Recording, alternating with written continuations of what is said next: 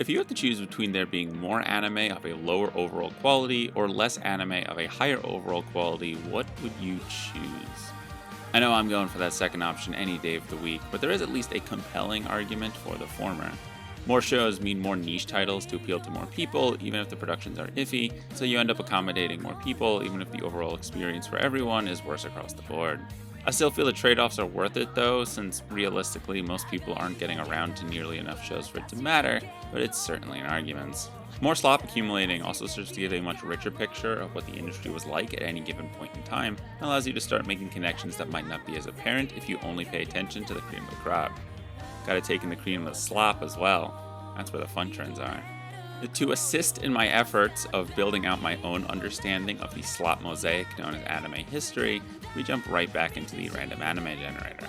It will churn us out 3 anime, and I'm a captive audience through 3 episodes before I'm released on parole and can choose to finish them as I see fit. Consider this a celebration of excellence and mediocrity, just like the CRAs, but you don't have to wake up at 4 a.m. to watch it, or wait 6 months to receive your order. They have Lisa, I have an algorithm. Who's the real winner here?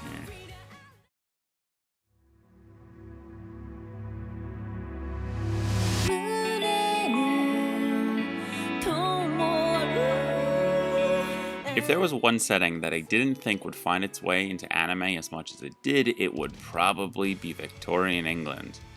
I guess that isn't too surprising, given anime's surprisingly rich history with Europe, but it still feels very unintuitive.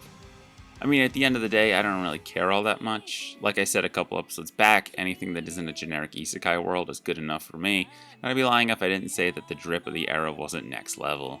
Gotta make anime drippy again. Released in 2017, Code Realize Guardian of Rebirth is an otome game adaptation produced by MSC. The series follows Cardia Beckford, a young girl with a very loving father. Just kidding, her father was a mad scientist who implanted a magical crystal known as the Horologium into her chest, which is the added side effect of destroying everything that comes in contact with her skin. Labeled a monster by the local townsfolk, Cardia is locked away in an abandoned mansion, never to leave. That is, until the Horologium catches the interest of powerful interests including the British military, a mysterious terrorist organization known as Twilight, and the famed gentleman thief Arsène Lupin himself. Nope, not that Lupin. Thus begins the 3-way power struggle for control of the magical crystal and the girl who holds it. Oh, and this is an otome game, so all the guys are hot. Should have mentioned that. Code Realize is not as awful as I thought it would be. These sorts of reverse harems have a terrible track record on this channel, but by that I mean that brothers' conflict was really bad. The genre itself is not well known for the strength of its lead ladies, but Cardia here is at least serviceable, and the cast is mostly bolstered by the male leads. Lupin and his band of sexy classical lit figures are at least mildly interesting. Maybe not so much as that Lupin and his band of misfits, but they get the job done, and his cunningness is able to keep the plot on its feet. There's some pretty decent plot threads dangling throughout the show, and the designs all have a sharpness to them that helps to further give the series some texture.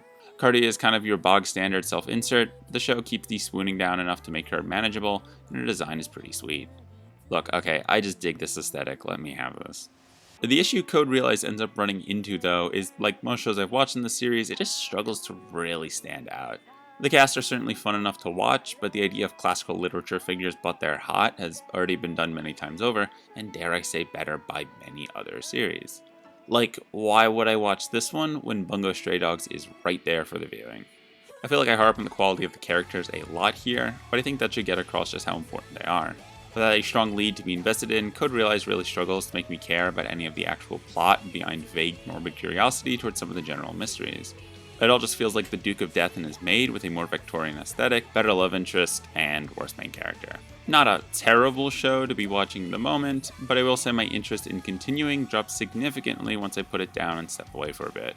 Certainly better than some, just maybe not enough to justify wanting to see more. The Queen's longevity does not extend to all her subjects.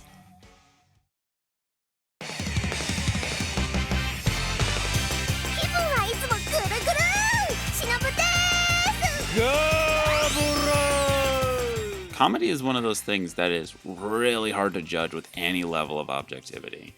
The only real measure of if comedy works is whether or not you find it funny, and not much else. If comedy was universal, this would be a lot easier, but of course some people think H-el is the funniest thing in the world, so I think it's safe to say that any sense of a comedic consensus is just never gonna happen. I don't know if that's a feature or a bug of the genre, but I'm willing to explore all of it nonetheless. Released in 2004, Ninja Nonsense follows Shinobu, a young ninja in training, and the more reasonable Kaide Shiranui, who cannot for the life of her get this damn ninja out of her hair. The two meet after Shinobu tries stealing Kaide's panties, as she must do so if she wants to be a full ninja, and it goes over about as well as you'd expect. Ninja Nonsense is one of those rare footnotes in anime history that seems like more filler for the seasonal chart, but turns out was one of the early stepping stones for one of the industry's biggest studios. The show was produced by the Ufotable, of all people, as one of their earliest anime productions after their founding in 2000. You wouldn't know it by just looking at it, or even at the relatively tame staff list, but it would only be a few short years after Ninja Nonsense's release that we get the first Kaoru no Kyokai film, which would mark the start of the style we now associate the studio with. And that's fun and all, but all that matters is how does Ninja Nonsense actually hold up? Well, off of first impressions, it's not terrible. It's far from groundbreaking, but the classic formula of the funny man and straight man works well enough, made better by a lead pair that bounce off of each other quite nicely. The designs are pretty cute, and the animation is solid enough for a show like this. The show is visually able to put out when it needs to, and the comedic timing packs enough bite to land more than it flops. It is, however, very much a 2000s era comedy. It's horny and loud to a fault, and that can certainly wear on a person to the point of obviously not going to be for everyone. The horny ninja master Onsokumaru certainly teeters on annoying more times than not, and while the louder comedy is certainly a change of pace compared to newer options, it is also prone to getting very stale very quickly. You really do have to have a tolerance for this kind of thing, as is the case with much of the genre. Still, the production is better than it ought to be, as one might expect from a studio such as Ufotable, so it could just be worth it to see what kind of things they were really capable of in their early years. Does that make it more of a history lesson than a piece of entertainment? I guess you gotta do whatever you gotta do to make me care. 道行きを照らすルーメ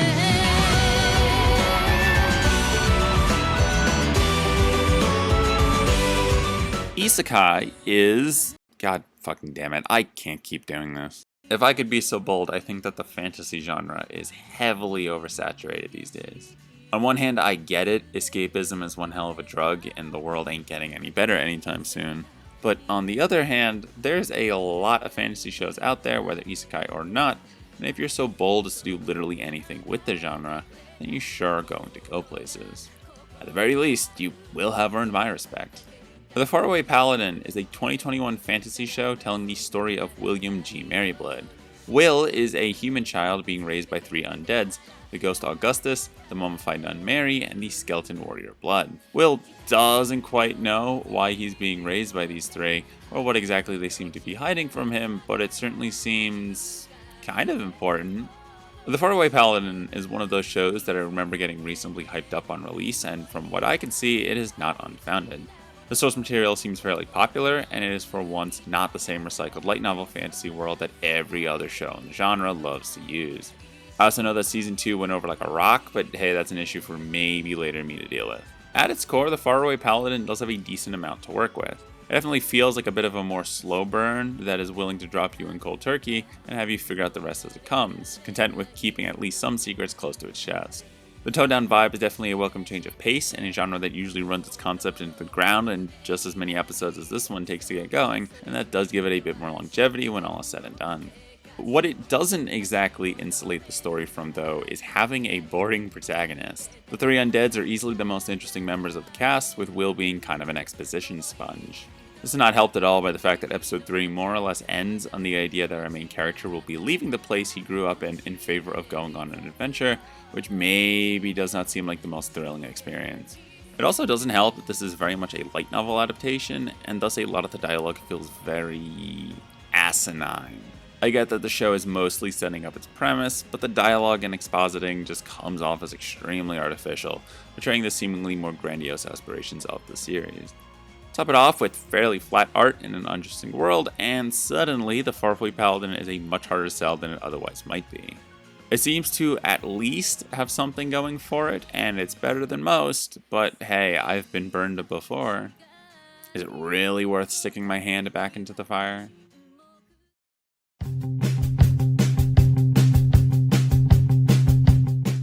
while I do vibe with the overall aesthetic and idea of Code Realize, the characters didn't really do anything for me, and thus the only thing the series is realizing is a spot on the dropped list. It's far from the worst I've seen, but it never really amounts to much besides being watchable. The cast is forgettable, and the MC is a bit of a towel to the point that nothing else is really able to make up for it. If you're really craving a Victorian-style anime, I can think of many better alternatives, but I mean, if you've exhausted those, and I guess this one is fine as background noise. Ninja Nonsense led me down a rabbit hole I didn't think I'd be going down, and while it's not nearly as flashy as some of Ufotable's later works, it still does amount to a solid enough edgy comedy to make it worth seeing to completion.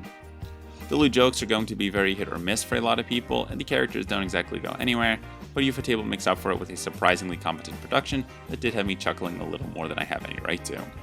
If you're into mid-2000s comedies, Lord knows you can do a lot worse for yourself. But the Faraway Paladin gets brownie points for at least trying to be different from its fantasy peers, but unfortunately I think that is about all I can give it. The dialogue feels inorganic, and the protagonist a wet noodle, to the point where once it hinted at disposing of the rest of its starting cast, I did not feel too bad moving it over to the dropped list. I do get the sense that there is more here that might be worth seeing to completion, but there's just not enough bones here to make me feel obligated to sit through 2 more seasons. Such is the whims of this show, I guess. With that, we reach the end of yet another episode. I hope you enjoyed and that I was helpful in trimming down your planning list, if just a bit. If you want to see more videos in this series, remember to subscribe, leave a like, and let me know down below what your thoughts are about the series that I discussed here today. This last month has been a little hectic for me, so I apologize for getting this video out very late, but I'm hoping the next episode won't take nearly as long. As always, if you want to see more from me, you can follow me on these sites and can head over to the playlist down below to watch previous entries in the series that you might have missed. Until we meet again, always remember to stay salty.